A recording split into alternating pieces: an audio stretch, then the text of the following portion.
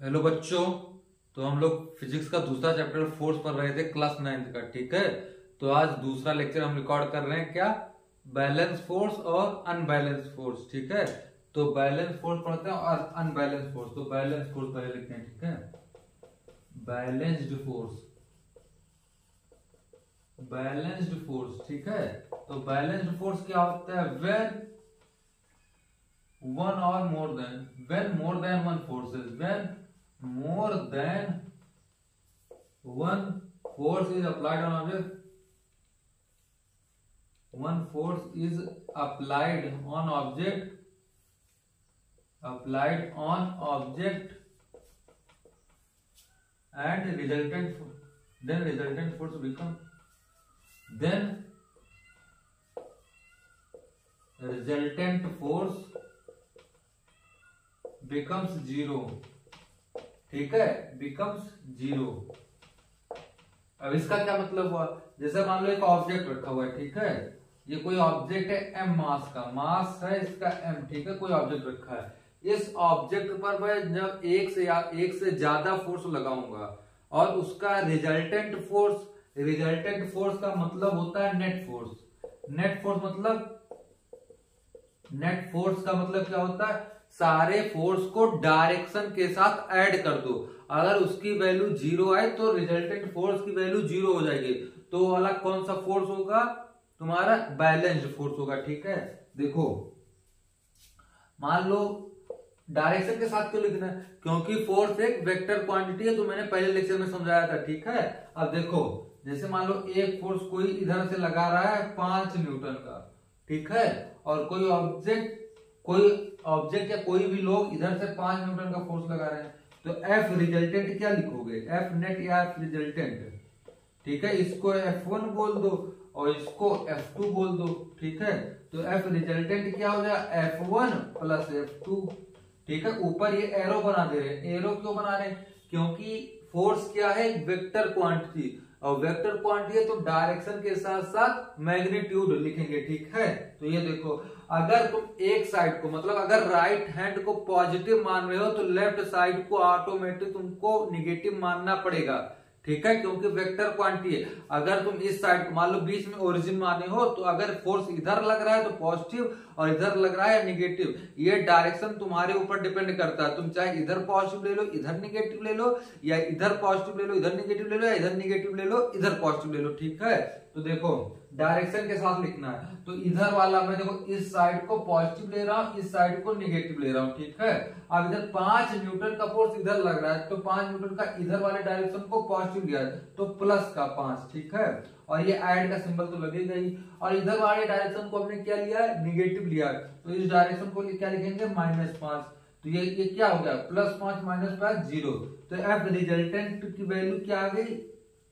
0 आ गई ना। तो ये कौन सा फोर्स हो गया? बैलेंस्ड फोर्स हो गया। बैलेंस्ड फोर्स मतलब एफ रिजल्टेंट मतलब रिजल्टेंट फोर्स की वैल्यू 0 हो जाएगी। ठीक है, वैसे दूसरा एग्जांपल अब देखो, डायरेक्शन तुमको एक बार फिर से बता दे रहे हैं।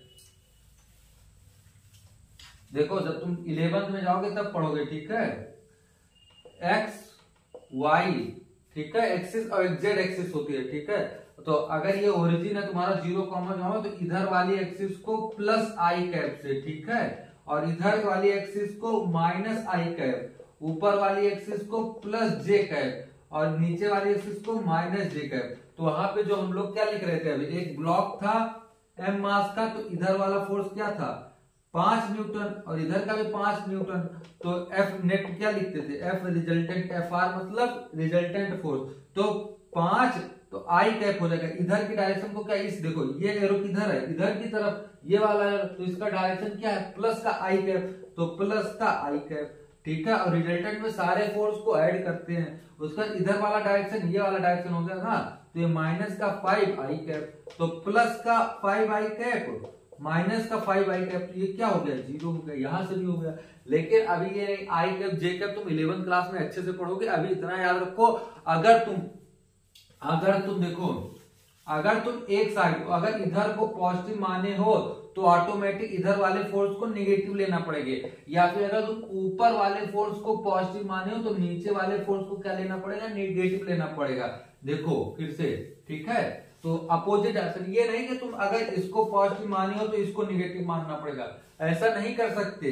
ऐसा करेंगे केवल कब, जब आगे वाले को पॉजिटिव माने तो पीछे वाले को निगेटिव, ऊपर वाले को पॉजिटिव तो नीचे वाले को निगेटिव, ऐसा करेंगे, ठीक है। जैसे मान लो देखो एक ऑब्जेक्ट रखा हुआ है मास m, ठीक है, ऊपर अगर पॉजिटिव है, फोर्स लग रहा है 5 न्यूटन का, तो नीचे जब कोई 5 न्यूटन का बोलेगा तो ये अगर पॉजिटिव माने तो नीचे को भी निगेटिव मानना पड़ेगा तुमको, ठीक है। अब देखो रिजल्टेंट फोर्स हो गया, रिजल्टेंट फोर्स हो गया, बैलेंस फोर्स हो गया, और अनबैलेंस फोर्स क्या होता है। अनबैलेंस फोर्स की डेफिनेशन से when more than one force is applied on the object resultant force becomes not can not be zero, resultant force can not be zero, ठीक है, can not be zero. Can not be zero कैसे, देखो मान लो ये object रखा हुआ है कोई, ठीक है, अगर कोई इधर से 10 न्यूटन का फोर्स लगा रहा है और कोई इधर से 5 न्यूटन का फोर्स लगा रहा है, ठीक है, तो F रिजल्टेंट क्या लिखेंगे, F1 प्लस F2, इसको F1 मान लो और इसको क्या मान लो, F2 मान लो, ठीक है। तो F1 क्या लिखोगे, इधर वाले को पॉजिटिव माने हो तो प्लस का 10, और ये प्लस का प्लस क्योंकि ऐड करना चाहिए, ऐड वाला तो ऐसे ही रहेगा, और F2 को इधर को क्या मानोगे, अगर इधर को पॉजिटिव माने तो इधर को तुम्हें क्या करना पड़ेगा, निगेटिव मानना पड़ेगा, तो इधर वाले फोर्स को निगेटिव का लिखेंगे माइनस का 5, तो टोटल क्या हो गया, प्लस का 5 आ गया। तो इस ऑब्जेक्ट पर नेट फोर्स किधर लग रहा है, नेट फोर्स इधर लग रहा है, कितना, 5 न्यूटन का ना, तो ऑब्जेक्ट किधर चलेगा, इधर ही तो चलता चला जाएगा, ठीक है। तो ये तुम्हारा बैलेंस फोर्स हो गया, अनबैलेंस फोर्स हो गया। एग्जांपल देखो फिर से देके समझा रहे हैं, डेफिनेशन लिख लेना रोक के पॉज करके, देखो आप देखो एग्जांपल फिर से समझो। ये कोई ऑब्जेक्ट ऐसे रखा हुआ है m मास का, ठीक है, ये तुम्हारा 5 न्यूटन और ये नीचे से 5 न्यूटन, ठीक है, और डायरेक्शन अभी बताए थे ना, ये क्या था, प्लस का आई कैप, इधर वाला एरो क्या बताएगा, माइनस का आई कैप, ऊपर वाला प्लस जे का कैप, नीचे वाला माइनस जे का कैप, ठीक है। अब एफ रिजल्ट, इसको F1 बोल दो और इसको F2 बोल दो, ठीक है, F2 बोल दो, तो इसका F रिजल्टेंट क्या लिखेंगे, F1 प्लस F2, ऊपर ये एरो लगा देना, एरो क्या बता रहा है, क्योंकि ये वेक्टर क्वांटिटी है, और वेक्टर क्वांटिटी है तो डायरेक्शन के साथ लिखेंगे, ठीक है। अब देखो F1 इधर लग रहा है 5 और डायरेक्शन क्या आएगी, इधर लग रहा है, इधर एरो से देखो, एरो इधर वाला इधर को एरो लगा है तो प्लस का आई कैप, ठीक है, और उसके बाद ये नीचे ऊपर की तरफ एरो, तो ये वाला आएगा प्लस का कितना, ये प्लस, तो ये वाला प्लस है, और डायरेक्शन वाला 5, तो ऊपर क्या आएगा, प्लस का जे कैप, तो ये प्लस का 5 जे कैप। अब देखो ये 5 5 10 मत कर देना, अगर यहाँ पे आई है, यहाँ पे आई होगा तभी ऐड होगा या सब्ट्रैक्ट होगा, यहाँ पर आई है, यहाँ पे जे है, तो ऐड या सब्ट्रैक्ट नहीं होगा, तो तुम्हारा रिजल्टेंट फोर्स क्या आ गया, प्लस का 5 आई कैप और प्लस 5 का जे कैप, तो ये तुम्हारा रिजल्टेंट आ गया।